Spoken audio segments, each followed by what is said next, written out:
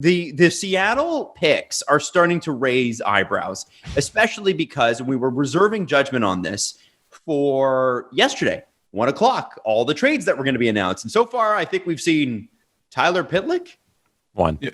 Was it Tyler Pitlick? One trade. And trade so far. Now, and sorry, I should say just released a minute ago. That's the friggin' deal. It's Hag, a first and a second for Ristolainen. That's official from the horse's mouth, from the Buffalo Sabres and the Philadelphia Flyers. Yeah, but Seattle, you look at their lineup and you're like, there's so many other things you could have done here with this draft. Like, I get having cap space. Cap space is cool, but what about players? Players are also the guys who got to go on the ice and play. Cap space isn't scoring goals this year. Cap space is only good if you're winning or you're trying to rebuild. You know what I mean? Like, cap space you need if you need options, right? The thing with Seattle is that, they've got $30 million or whatever it is in cap space, and that's important. Sure, they can go spend in free agency. It's great. But and I always say cap space is the most important thing. But if you suck and you've got a ton of cap space, unless you are rebuilding and using that cap space to weaponize, bringing on like what Arizona did with Datsuk, what the Leafs did with Horton and Clarkson and several other players, like to put them in the LTIR or just get yourself to the cap floor, then I sort of get it. But Seattle doesn't seem to be in that position. And I find there's one thing that really sticks out to me, and I don't think enough has been made of this. For any team to get an extra protection slot from Seattle, it was a first and a third. Mm-hmm. Not a single team paid it. Now, I can understand why the teams didn't pay it, but I can't understand why Seattle didn't adjust their price. Because when you get something like that, when you want to offer an incentive like that, you want someone to take it, don't you? One or two teams to take it? I'm especially surprised no one paid it or said, listen, don't get cheeky. We're not giving you the third, but we'll do the first. I'm surprised no one really did that, or Seattle didn't. Here's the problem. These draft picks are not worth as much as they used to be. Mm-hmm. They're not because a lot of the guys, I'm not the least bit excited for this draft, not just because the Leafs barely have any picks. I don't know who any of these people are. I don't know who most of these players are, and that's why I went white in the face and was terrified when Jesse was like, "Are you ready to do the live stream for the draft?" Thinking that it was tonight, because I was like, "Yo, I don't know any of these people," right? Because a lot of them, like any OHL guys, you have not played hockey unless you're like the top, 2%. Like the Byfields who actually got to play professional in the AHL and some games in the NHL. So a first and a third, if I'm Seattle, I am charging through the nose because the value of those picks is actually down, which means the value of a second is down. But if you don't get them, then to me, try to get two or three. I would be like, why don't I look at it from a business perspective? You got to look at like how they price things out. They know if, a sports team knows if they charge them above a certain amount of money for a ticket, that they're going to cut out X amount of people buying it. But they know they'll get some people through the door buying it. What I was curious about with Seattle was why they set a price that nobody was willing to pay. If you got two or three people through the door, forget the fact that it might have been a high price or these picks are not worth as much or whatever. You get 2 or 3 first round picks or 2 or 3 second and third round picks, whatever it is. Like you could say a first or a second and a third or whatever it is, however you value it, right? Internally. And I don't know the right answer to that. There were enough good players available that if a good team approached them with a player, they want to protect that player, Seattle wants that player, you go, okay, well, we can take from someone else. There was enough good players available. You should see there's a few people that have done alternate drafts, leftover drafts, taking players that Seattle didn't touch, and the team looks pretty good. Now, I didn't see anyone put a cap hit next to those teams, by the way. Oh, I did. Actually, a lot of them had that. Oh, yeah? The one I saw was like, why didn't they do this? And I'm like, because the starting goalie and first two lines are $45 million. Right. And that's not what they were going for at all. You could have still accomplished that goal and got some more draft picks for it. I think Vegas, maybe people had less time to prepare for Vegas, but I think that Seattle did themselves a small disservice by charging that kind of price that nobody would pay. Like if you have something to sell and it's a premium item, you should at least get 1 or 2% of people to pay it, not 0%. That's like if they charge for too much for a Ferrari that even rich people wouldn't pay it. You're not looking at this the way Ron Francis is looking at it. What does he value most? Cap space. Right. What is $1 million of cap space worth? I don't know, $1 million?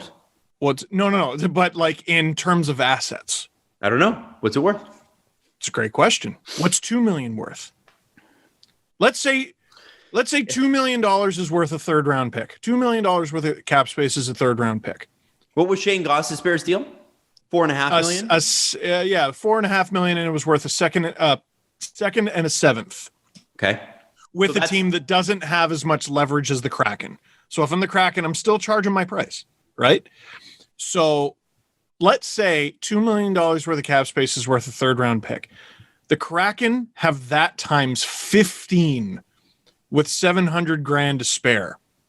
They're gonna get you. Vegas got you right at the beginning. I think Seattle has the ability to get you a different way. So the long game. The long game. But does that change, Steve, even if you get 2 or 3 of those teams through the door? Like if you got 2 or 3 teams paying you a second and a third round pick, that's better than what they got. And they could still have the cap space. So a concrete example of that is, I guess, Calle Jarnkrok, because Nashville had 2 guys they exposed that they were like, okay, Seattle, please take these 2 guys. It was Duchesne and Johansson. They both made $8 million. Calle made $2 million. So there's a $6 million worth of cap space. So if you're Ron Francis, you say, hey, Nashville, this $6 million that I'm going to spend is going to cost you, or it's going to cost me. So what's that value? Is that a first round pick? Like, is that what we're valuing first and a third at $6 million on the cap? I don't know. I don't know. But I just feel like believe that it was a first and a third for everybody. We already know that's not true. It should have been dynamic pricing per team. It should have been different. Yes. Right? Well, we already know the price for Jake Allen was a second. Mm-hmm. Right. So we already know, maybe we're hammering the Kraken too hard here because we don't know the cost per team. And I'm sorry. They're a team now. Statement. They can be hammered. And I'm going to I know they can be hammered, but we got to hammer them for the right reasons, Adam, and we're not. I think it's a failure. I think you need to have a couple of those teams agree to that. How could it be a failure if they got exactly what they wanted? They got exactly what they wanted. They have $30 million. You think they're going into the season with $30 million worth of cap space? You think by Christmas they're going to have $30 million? No, I don't. But they could have gone in with more. Well, then what are we talking about? We're talking about maximizing asset value, Steve. This is the exact same thing we were talking about with Hall. They still hold all the cards. They hold all the cards they did last week. They have $30 million worth of cap space. No one else has this. All right. And one thing they do have is they have a solid defense that you could ice a season opening with this roster and be like, hey, that's probably the second best defense core in your division right now. It's just the forward group where you look at and you're like, okay, how do you weaponize $30 million plus the assets you have to bolster that? Which is the direction I guess Ron Francis wants to go instead of getting the forward group to where it should be from the draft. You want to do it through the money and free agency and trades. And he wasn't afraid to take on salary. Obviously, Carey Price was a big consideration. My thinking is, I think you set that price at where at least you get a couple teams to pay it. And I think that's a missed opportunity. Like in Calgary, I guess it was dynamic because we saw the Pitlick deal with Calgary, the Allen situation in Montreal, but it doesn't sound like it was dynamic enough for all of these things to flood through that we thought were going to happen. Because like we said on, Wednesday in the middle of the night, hey, tomorrow at 1, there's going to be like 8 deals that all these trades are going to make sense. And there was 0 of them. Okay. What would you rather have, Austin Matthews, or because people love shitting on the Leafs? What would you rather have, this or what the Leafs have? Because the Leafs are overpaying guys.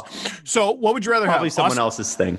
Would you rather have Austin Matthews or Artemi Panarin? Or would you rather have a package of Rasmus Ristolainen and Ryan Ellis? Because I'm here to tell you, they all cost the same. Matthews or Panarin cost the same against the cap as Ellis and Ristolainen combined. Holy shit! I don't know what the Flyers are doing. We're talking about the Krakens. Yeah, we're I not don't talking care. What were you doing in your world over there? Hey, can you get off Twitter for a second? Yeah, Because what when you the do, fuck? when you're on, we Because know I you're got not paying tired of attention. You see Steve going, Well, that's okay. from Steve, I'm not paying Your own attention face. You're tired of the conversation. The conversation's relevant, though. The conversation is going in circles. Does the Kraken, did they charge teams too much? Yeah, I think they did. Oh, man, you should have mentioned that. Well, I'm trying to have a debate with you. This is what a I show gave is. you my side. I gave you my side. They still have $30 million worth of cap space, which Okay. I think I mentioned, and they're going to be fine. They're going to be fine. Seattle's going to be better than most teams in the Pacific. Right, and I understand that this is a fluid situation. It's not all the way through. I'm just talking about optically from right now. Right. I still feel like they could have been further ahead.